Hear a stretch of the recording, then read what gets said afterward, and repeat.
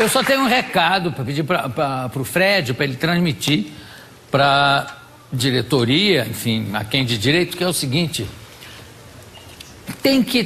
sempre que tem um nome dos jogadores na camisa, a plateia torce mais e tem novos torcedores, porque tem gente que papai, qual é aquele ali? E o pai também não sabe.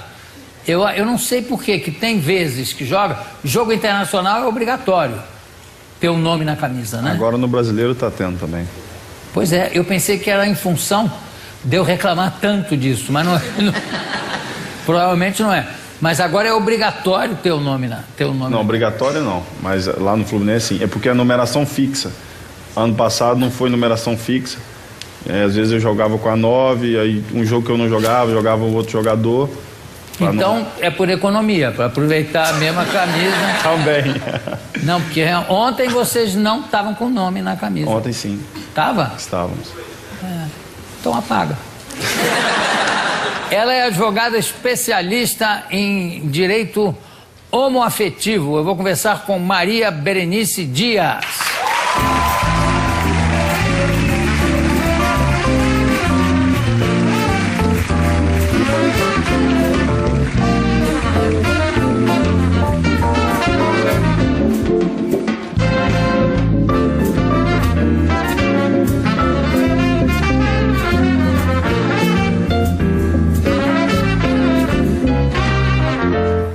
Ô Fred, só para completar, esse pedido, essa reclamação, inclusive, é da Flavinha, que não consegue identificar os jogadores, mas é Fluminense roxa. Então, realmente não só ela, mas muitos torcedores devem pedir isso. Divulga mais o Principalmente time, as mulheres, que não entendem ainda muito de futebol, né? Depende. Não, tá começando. Depende. Tem mulher que entende muito, bate um bolão. O que vocês estão rindo? Tem mulher que aprecia quando o homem entra com bola e tudo. Mas você é uma advogada que se especializou. Você já esteve aqui porque é 2002, se eu não me engano. Faz tempo. Faz tempo, se você era bebê ainda. Advogada especialista em direito homoafetivo. Há quanto tempo você é especialista? É que assim, eu era magistrado. Quando eu vim aqui, eu ainda era desembargadora. Isso. Aí me aposentei como desembargadora e agora virei advogada. Advogada sou novinha, 3 anos só. Mas fui 35 anos magistrada do Poder Judiciário do Rio Grande do Sul. Você estranha muito a diferença? É diferente. Há uma mudança de posições, né? Uma coisa é a gente ter a caneta na mão e julgar, e outra coisa é a gente começar assim, a criar as teses e levá-las ao Poder Judiciário. A serem ensinadas. Isso. Mas o que você prefere, agora que você provou do outro lado? Bom, é que assim, eu sempre fui magistrado muito por vocação. O meu avô foi desembargador, o meu pai foi desembargador, eu fui desembargadora, a minha filha agora é magistrada. Então, acho que julgar sempre esteve no meu sangue. Mas eu saí antes da compulsória, não foi assim, não, né? Mas porque eu comecei na época que ninguém falava nesse tema. Relações de pessoas do mesmo sexo, nossa, um negócio horrível, todo mundo falava, mas é uma causa que não dá para defender, porque a gente pode defender tudo que é causa, né? Tu defende lá a favor da causa do negro, do portador de deficiente, do judeu, tudo bem, porque aí assim, tá estampado que tu não pertence àquele segmento. Agora, quando tu resolve, sabe, ter um olhar diferenciado, procurar o reconhecimento de direitos de um segmento que não fica tão visível, né? Se tu é ou não é, todo mundo começa assim, a te rotular. Então, olha, é difícil. Não estou entendendo, quer dizer que precisa ser identificável a olho nu? Mas é que todo mundo acha que sim. Ou seja, que as pessoas são tão limitadas que só conseguem defender a causa própria.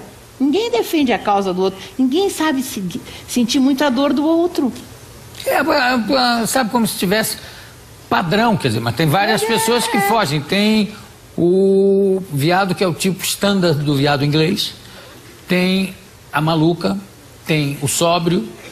Tem o enrustido. Enfim, tem vários tipos de gay.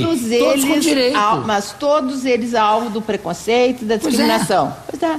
Então por que não pode ter Pois é que assim, ó, eu acho assim, dos segmentos dos desculpa, excluídos... eu estou te interrompendo, mas eu preciso saber.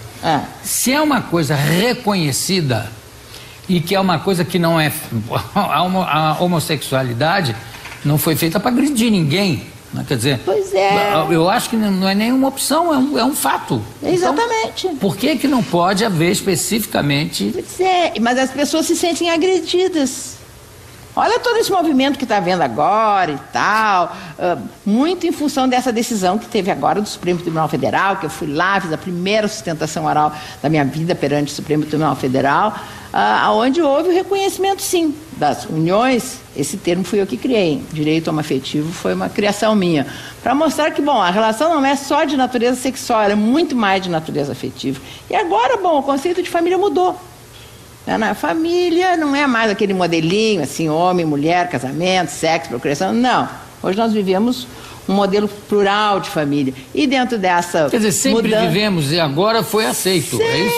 Sempre, não é? Claro, por evidente. mais que a lei dissesse que o casamento era indissolúvel, isso é mentira, nunca foi. Não lembra que tinha o desquite antes? Era uma forma de separação, também não acabava o casamento, mas as pessoas...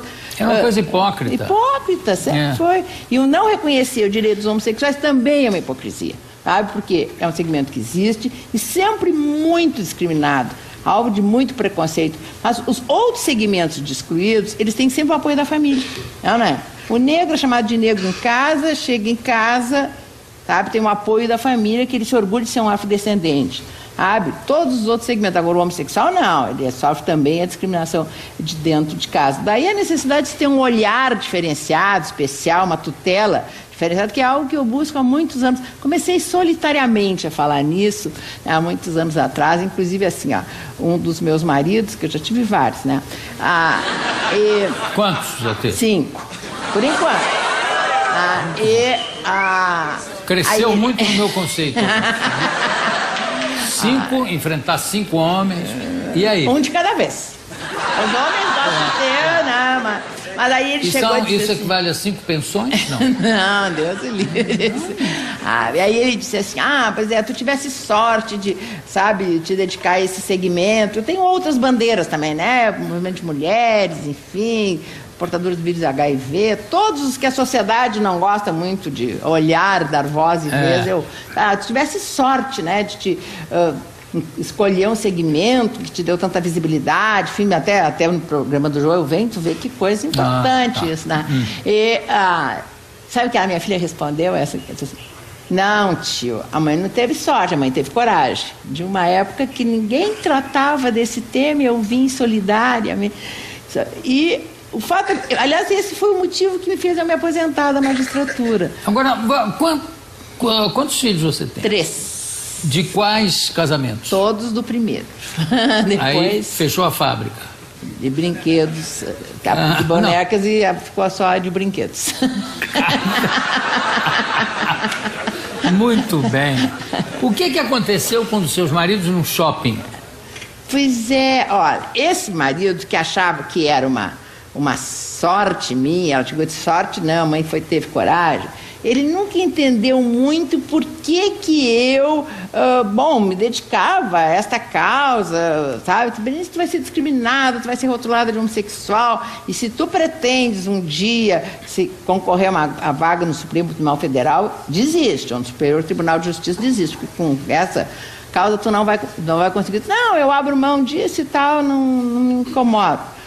Mas ele nunca entendeu, sabe, por que eu tinha esse cuidado especial e essa busca de reconhecimento de direito. Até que um dia, no Rio de Janeiro, no shopping, eu estava com ele, estava com um amigo muito querido do Rio de Janeiro, né, que é homossexual, enfim, e mulher, quando enxerga uma loja, é um negócio complicado. Aí eu vi uma loja linda, né, que não tem na Porto Alegre. Aí eu disse, eu vou ficar aqui olhando umas roupinhas e tal, vocês façam qualquer coisa. Aí eles foram no Palácio de Alimentação para tomar um refrigerante. Olha, Rio de Janeiro, no centro, de tarde, acabou rapidamente eles voltaram. No momento que voltaram, olha, o que houve? Eles disseram que nós quase apanhamos. Estavam os dois sentados, tomando um refrigerante, ele chamando ele de professor e tal. Aí ele se deu conta de que efetivamente é um segmento alvo de muita discriminação. Não, já diante da família. Tem uma grande comediante, stand-up americana e atriz, chamada Wanda Sykes. E ela é negra e é homossexual, negra e gay. E ela falou, para mim, foi muito mais difícil eu sair do armário, eu assumir que sou lésbica, do que ser negra. Porque eu nunca tive que sentar numa sala ao lado da minha mãe para dizer para ela, mamãe, olha, vocês vão ter que aceitar, eu sou negra. Mas avisar, informar que ela era homossexual, era muito mais difícil. Agora, o que você acha desse projeto de lei que pretende criar o crime da homofobia? Tá certo, né? Porque assim, ó, a Constituição diz que não se pode discriminar ninguém. Tem uma lei que diz que é crime discriminar os outros, em razão de cor, em razão de etnia, em relação de religião. Não tem nenhuma lei que diga que é crime discriminar homossexuais. Por quê, hein? Mas peraí, mas o que eu não entendo na lei é o seguinte, eu sou absolutamente contra qualquer forma de violência contra o homossexual, ou negro, ou enfim, qualquer pessoa que seja discriminada. Mas você não pode, numa lei, obrigar a pessoa a não pensar. Por pensar pode, não pode falar mal. Em público, assim, aí não pode. Dá pra falar mal de negro hoje em dia? Não dá, da cadeia. Da cadeia. Pois é, e por que falar mal de homossexual pode? Não pode. Não, mas depende qual é, eu acho que é uma coisa aí que tem uma nuance. Porque ninguém pode impedir ninguém de dizer, de achar que o negro é isso ou aquilo. Se ele falar isso em público, tascam-lhe uma lei, a lei Afonso Arinos ensina. Pois é. Agora, o que se quer é fazer a mesma coisa em relação ao gay. Exatamente. Não há o perigo de repente, querer um prédio. Aí tem um homossexual. E o prédio inteiro acha que ele é insuportável.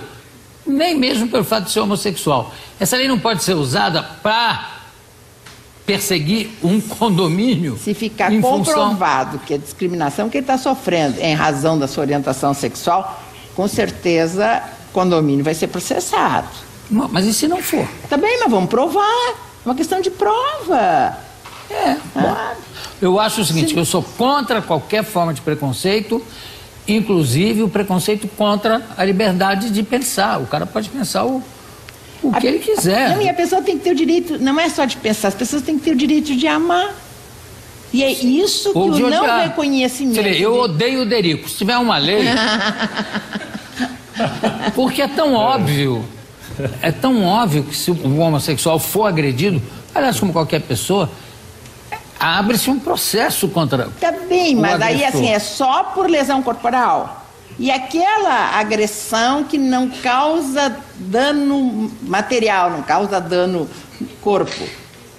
Injúria, difamação, pela condição de homossexual. Mas pela condição de homossexual não existe. Não esse especificado, mas contra a infâmia, injúria e difamação, no geral, mas não, existe. Sim, mas não pela condição de ser homossexual. Então, quer dizer que é o seguinte, eu fui injuriado porque ele me chamou de homossexual. Não é injúria.